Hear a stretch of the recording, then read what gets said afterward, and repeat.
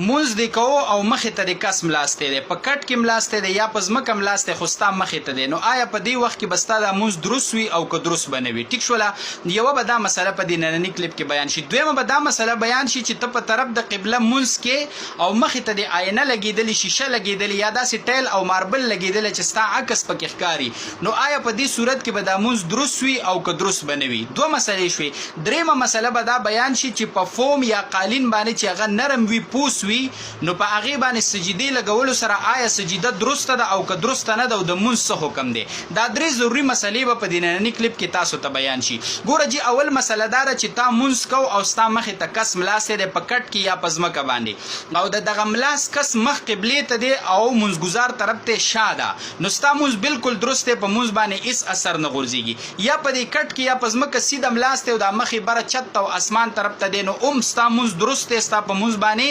څه اثر نه غورځېږي خو چې مونځګزار طرف ته مخ وي نو ګوره بیا به دې سره مونځ څه ګرځي مکروهه به ګرځي بیا مونځګزار له نه دي پکار چې دغه طرف ته نیت وتړي چې کله د دغه کس مخ مونځګزار طرف ته وي او که د نیت تړلی نو بیا هغه له نه دي پکار چې د مونځګزار طرف ته څه وکړي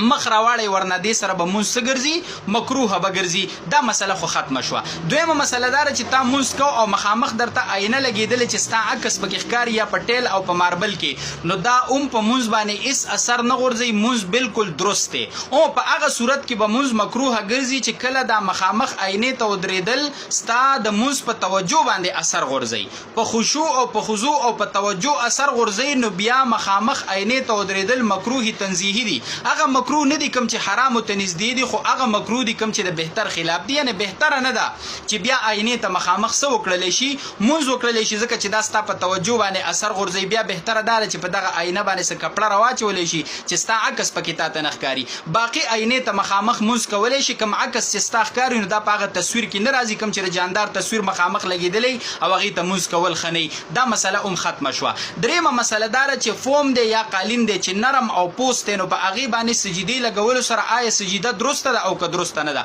نو ګوره دا د ځان سره یاد ساته چې نرم ځای داسې دی چې په هغې ته سجده ولګوله او د ځمکې کلکوالی پکې محسوسېده ستا د تندي قرار بیا مونتو تندی دې ولګېدو او د ځمکې کلکوالی پکې محسوسېږي نو بالکل سجده درسته سجده وشوله او دا مونځ صحیح دی خو نه دغه فوم یا قالین یا دغه نرم ځای داسې دی چې د ځمکې کلکوالی پکې نه محسوسېږي او ستا دا تندی په یو ځای برقرار کیږي نه تندی د قرار نه بیا مومي سره د دې چې تا زور ورکه تندی له خو تندی قرار نه بیا مومي دا ځای انتهایي نرم دی او تندی دې پکې ډوب شو ټیک شوله نو په دې صورت کې بیا دا سجده درسته نه ده نو چې سجده ونه شوله نو مونځ هم ونه شو نو په دغه ځای باندې بیا